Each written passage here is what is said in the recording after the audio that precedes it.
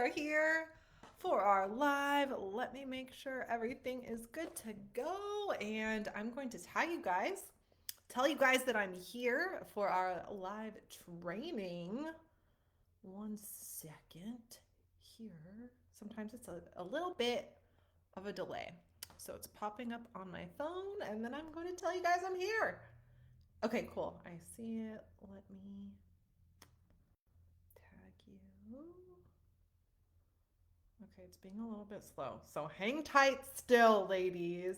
If you're watching the replay, write hashtag replay in the comments so I know you were here. Okay, it might not let me tag you guys today. I don't know why it's being so slow. Usually it's a bit quicker. I don't know why this is happening. Okay, maybe I won't be able to tag you guys. You're just gonna have to see this later, or if you're here, then awesome. Okay, I'm gonna get everything together. Okay, perfect. Mm-hmm.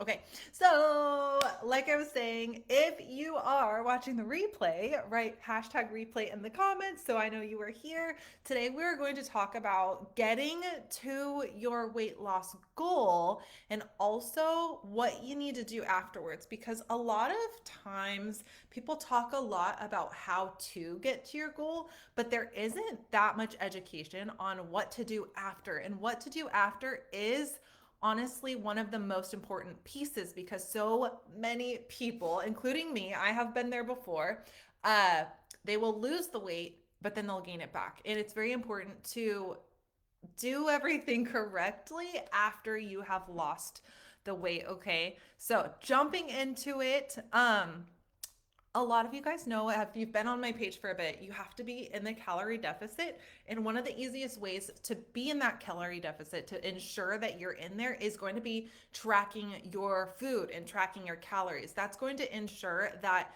you're hitting, that you're in your calorie deficit. Because if you're just trying to be in a calorie deficit and you're not tracking your food, there's no way to know if you're in it or not. It's kind of like going to a new location without a map. You don't have that roadmap. You're going to get lost. You're not going to get there very easily. Maybe you have to ask for directions multiple times along the way.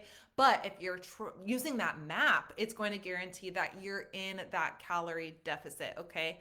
Um, what tracking food is going to help you do is it's really to understand about food. And if you've never tracked your food before, you kind of have no idea. Like maybe you know what is healthy, what's good for you. Like these are healthy things, this is healthier than that. So maybe you know all of that, but it's going to give you insight as far as calories go, the value of food, especially for calories, because calories are king.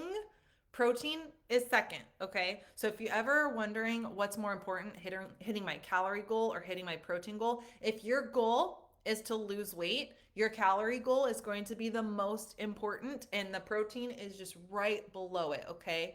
But what it's going to do is it's going to teach you so much about food overall in general. I remember when I first started tracking my food, I was going out to a restaurant and I wanted to get something specific. And I was like, okay, I saved some of my calories for dinner and then I went to track the food. And I was just blown away with how many calories that item was. So I thought, okay, well, I obviously can only have half of that meal, or I was going to go over and I was not going to stay in my calorie deficit. So it just really, really teaches you. It's very eye opening once you start tracking your food, okay? And to be honest, if you've never tracked your food before, it's not your fault because you probably don't have insight to what food is. You don't know what you don't know, right? You're just trying your best to do what's healthy, and make the best decisions. And also, if you have no idea as far as how to get into a calorie deficit for you and your body, I have a free guide, okay? So you can message me calorie deficit. I'll send it to you guys for free. So that way you have like a starting point of how to get into a calorie deficit, help you lose that weight, okay? Um, so digging in a little bit, it's going to teach you a lot as far as even like cooking at home, oils, eating out. It's going to teach you so much. But what's going to teach you even more and help you to be more accurate You might hate me, but I'm going to tell you anyways because I am here to help you guys. I'm going to tell you things you don't want to hear. But if you are using a food scale, it's going to help you even more because the measuring cups will often not be accurate because the nutrition labels are off of weight. Sure, they say the measuring cup, it'll say like half a cup, but if you compare it, half a cup compared to the weight, it's almost 100% of the time not accurate. So if you use a food scale, it's going to help you even more. And I'm going to give you a quick little example. I did a lot of trial and error throughout the years and just a lot of learning. So my oatmeal, for example, I was using always like a half a cup, for example, or whatever I was doing back then.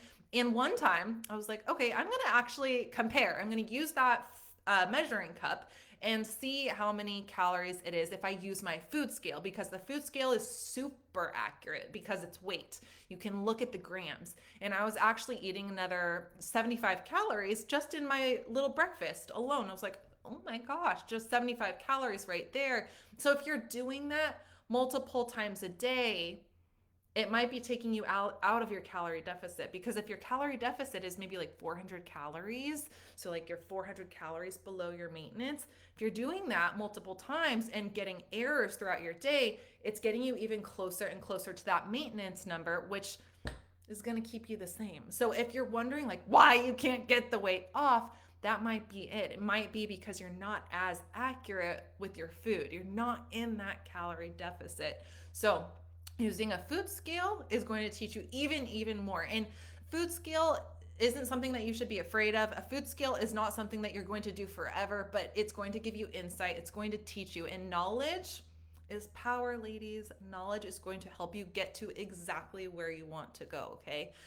So let's talk a little bit about once you've hit your goal, because this is what a lot of people do not talk about. Like, okay, this is how you lose the weight, like be in a calorie deficit, all of these things. Okay, great. What about once you get there? What do we do? So at that point, what I do with my clients is we do a reverse diet, which is super important across the board. So you've been in a calorie deficit for a long time. You've been losing weight, you're at your goal, you're super happy, but now we want to keep it, right? We don't want to gain the weight back. That is what we don't want to do. And most people unfortunately gain the weight back. So this is how you do it. You slowly increase your calories, and everybody is a little bit different with the increases that they need. Some ladies need to stay a little bit lower, like 50 calorie increases. I've seen ladies that can handle a little bit more food, closer to 250 calorie bumps. So it sounds scary increasing the food like that, but it's important, right? You need to increase the food to get closer to your maintenance, what it takes to eat to maintain. When you have lost so much weight, at that point, it's really important to reverse diet correctly, because your metabolism is in a little bit of a delicate state because you've been in that calorie deficit for a long period of time, probably. You've been in a calorie deficit, losing that weight, and now as you raise it, your metabolism is going to speed up. So we're going to tell your metabolism like, okay, it's go time. Like, here's more food. Let's start revving. Let's start going. If you eat food too quickly, which is what happens a lot of times because your metabolism is in a little bit of a delicate state at that point, if you just like bump it, you're a lot more likely to gain body fat back, okay? So you want to do it slowly. And I had one of my clients, Molly, she was asking, okay, so once we get to our goal, if we're tracking all of our food, are we always going to think about calories? And the answer is no, especially because you have been tracking your food. You're gaining all of this knowledge. You're learning all about food. So once you have reverse dieted, meaning increase the food to get to your maintenance, because you want to be able to eat to maintain. You want to stay at that place. Maybe you lost the 20 pounds that you wanted and you're like, okay, gotta keep it now. So at that point, you want to get to your maintenance. We're going to increase your food slowly so you don't gain it back. Then once you're at your maintenance, which is eating to maintain, you're good, you're feeling good, you want to keep it, you want to maintain, then at that point, it's very easy to learn how to eat intuitively, which is, like just not really thinking about calories as much, not focusing on tracking your food, more intuitively eating, because you've spent all of the groundwork. Losing weight, you guys, it can be hard sometimes. It can be tough, but the roadmap is pretty simple overall. It's just sometimes really tough to keep going, keep showing up, keep putting in the reps, especially when you have an off day or when the scale goes up a little bit. It's really easy to want to give up, especially the scale is stressing you out. It's easy to want to do that, but you just got to pick back up, get back at it. So once you are at that point, you've done the groundwork, you put in all the tracking, you learned so much about food. I see you commented calorie deficit. My comments are going to disappear after this, so be sure to message me, okay? Message me calorie deficit. Okay, so like I was saying, at that point, then you can learn how to intuitively eat at that point. When you're losing the weight, super important to be very, very accurate because you have to be in that calorie deficit. If you're not in that calorie deficit, it's not going to work. I don't care what diet program, what you're doing out there. If you are not in a calorie deficit, it's science. You just won't lose the weight, okay? So you have to be in that range. Tracking your food is going to guarantee that. But because you did the groundwork, you really put in the reps, then at that point, it's going to be much easier to intuitively eat and not have to track your food, okay? Then you can get to a point, it's amazing. I was just talking about this with one of my clients, and she was saying how her mom was so impressed with her with how much she knew just about food and like what was in food. They were at the restaurant. She's like, yeah, that's probably XYZ. And her mom was just so impressed. Like, oh my gosh, you learned so much. And it's true. If you put in the work and you put in, the time with tracking your food, you're going to learn so much and it's going to be second nature.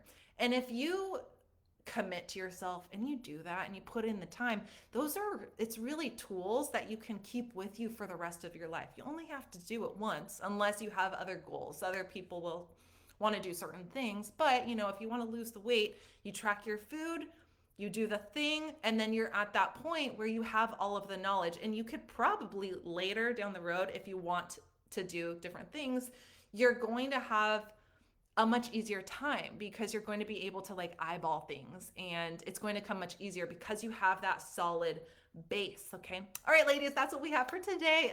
Again, if you need help with your calorie deficit, I have a free guide. So message me calorie deficit. I'll send it to you for free. And I hope you guys have the best day. Thank you all for being here. I appreciate you. Talk to you later. Bye.